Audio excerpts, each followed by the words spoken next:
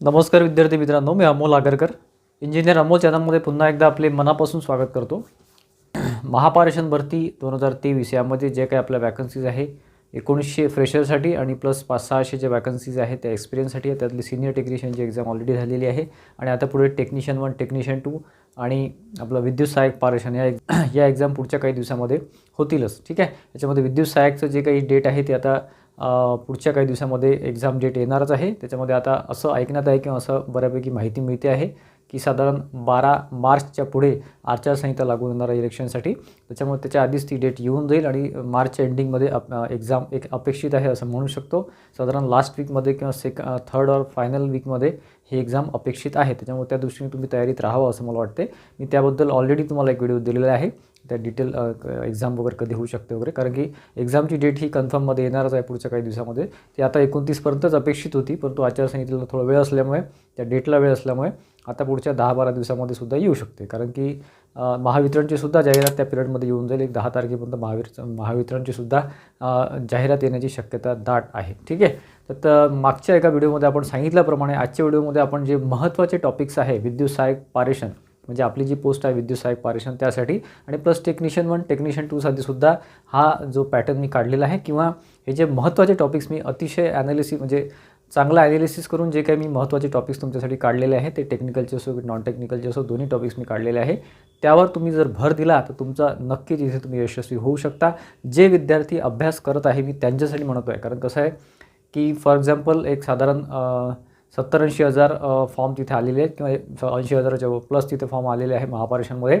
परंतु त्यामधले repeated form भरपूर आहे. साधारण 40 ते 45,000च फॉर्म एवढे आहे की जे ॲक्च्युअल फॉर्म आहेत, फन टाईप आपण म्हणू शकतो एका विद्यार्थ्याने भरलेले. तर साधारण 40 ते 50,000च्या घरामध्ये फॉर्म आलेले आहेत, अर्ज आलेले आहेत विद्युत सहाय्यक पारेषणसाठी किंवा टोटल टेक्निशियनच्या पोस्टसाठी. त्याच्यामध्ये हार्डली एक 2-4-5,000 विद्यार्थी असे असतात की जे सिरियसली खूप चांगला अभ्यास करतात. बाकीचे जे 30,000 विद्यार्थी आहेत किंवा 30-35,000 विद्यार्थी आहेत, ते बरेचसे विद्यार्थी फक्त फॉर्म भरतात आणि परीक्षेला जातात. अभ्यास सहसा कोणी करत नाही. हार्डली 20% पोरं अभ्यास करतात आणि तुम्हाला जे काही 20% आहे त्यामध्येच तुमची कॉम्पिटिशन राहते. असं समजा की 50,000पैकी फक्त 10,000 पोरांची तुमची कॉम्पिटिशन आहे, बाकी 40,000 तसेच त्या बाद झाल्या त्यातून. ठीक आहे. कारण की आम्हाला माहिती आहे विद्यार्थ्यांची कंडिशन काय, बरेचशा विद्यार्थ्यांची तयारीच नाही आहे, त्यांना हे पण माहिती नाही की कुठून कसा अभ्यास करायचा. फक्त आईवडील म्हणतात, एखादा मित्र म्हणतो, एखादा काका मामा म्हणतो की अरे जागा निघाल्या, फॉर्म भरून दे. तो फॉर्म भरून देतो, पुस्तक कधी उघडून बघत नाही, बघितलं तर बघितलं एखादं काहीतरी ऑब्जेक्टिव्हचे पुस्तकं थोडंफार वाचत राहतो, चाळत राहतो, चालला त्याचा अभ्यास. असे विद्यार्थी पास होऊच शकत नाही, पॉसिबलच नाही आहे. ठीक आहे. त्याच्यामुळे ज्यांचा अभ्यास चांगला आहे ते 2 महिन्याचा असो की 2 वर्षाचा अभ्यास असो, तुमचा अभ्यास जर डेडिकेटेडली आणि चांगला 0पासून पूर्ण अभ्यास तुम्ही केला असेल, किंवा तुमचे प्रत्येक स्टेज असते तेवढं, आणि तुम्ही चांगल्या गायडन्समध्ये जर अभ्यास केला असेल, तर तुम्हाला यशस्वी होण्यापासून कोणीच रोखू शकत नाही, लक्षात घ्या. त्याच्यामुळे आजचा जो व्हिडिओ आहे तो यांच्यासाठी आहे की जे विद्यार्थी खूप चांगला अभ्यासामध्ये आहे, ज्यांची तयारी चांगली आहे, त्यांच्यासाठी मी अतिशय महत्त्वाचे जे टॉपिक्स आहेत ते काढलेले आहे माझ्या ॲनालिसिसवरून. आणि त्याचा तुम्ही जर त्यावर फोकस केलं तर तुम्हाला यशस्वी होण्यापासून कोणीच रोखू शकत नाही. मित्रांनो, त्यावर फोकस करा.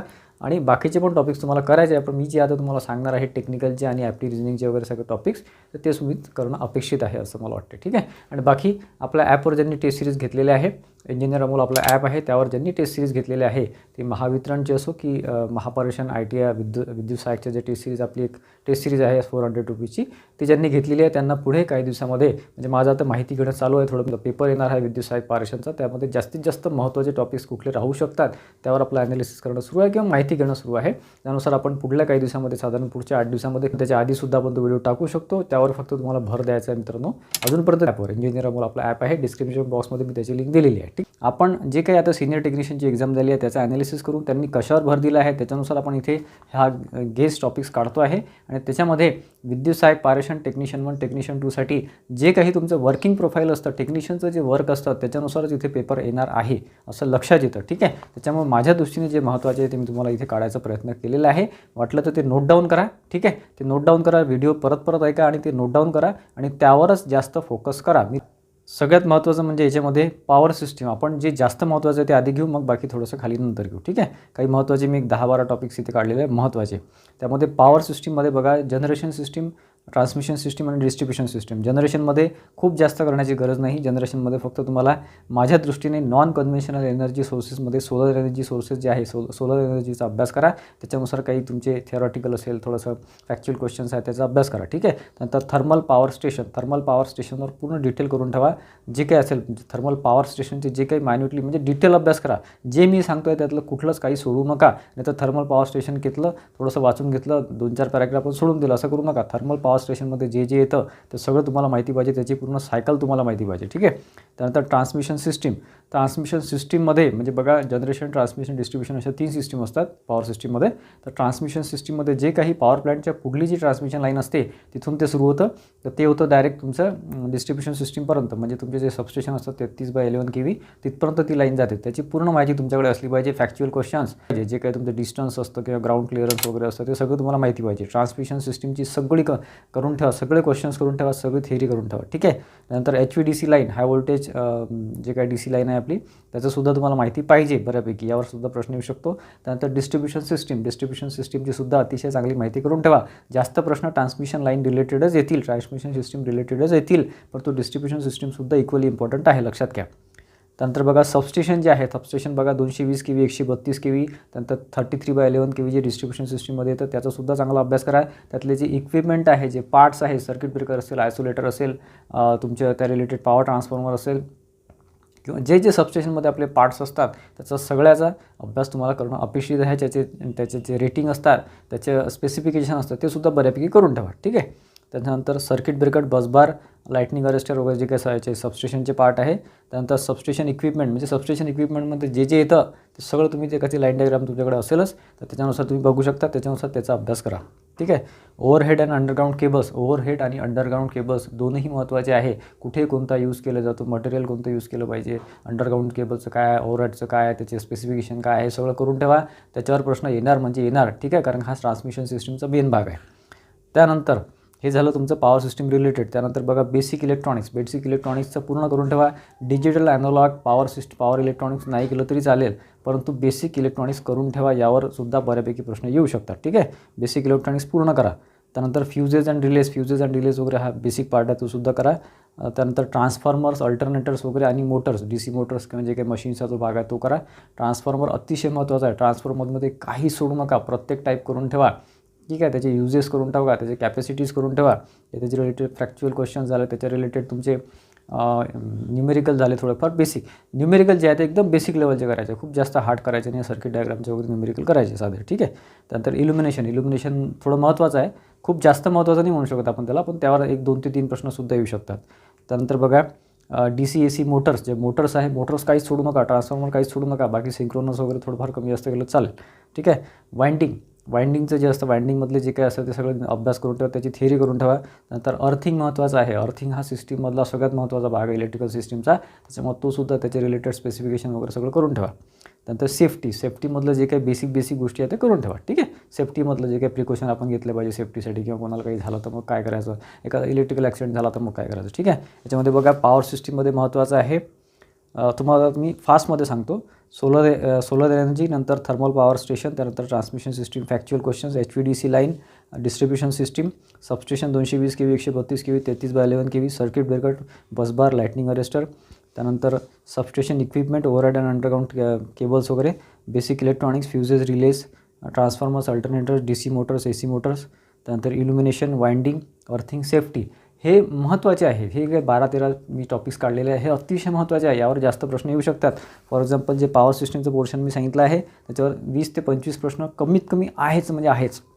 त्यानंतर 2, 4, 5 प्रश्न बेसिक इलेक्ट्रॉनिकवर येतील आणि बाकी 15 ते 20 प्रश्न हे याच्यावर येतील, सेफ्टी, अर्थिंग, वाइंडिंग, त्यानंतर इल्युमिनेशन, बाकी मशीन्स वगैरे याच्यावर 20 प्रश्न येतील. ठीक आहे. पॉवर सिस्टीमवर जास्त प्रश्न येतील. हे झालं आपलं टेक्निकलचं, हे लक्षात घ्या. परत तुम्हाला लक्षात आलं नसेल तर परत एकदा व्हिडिओ रिपीटमध्ये ऐका.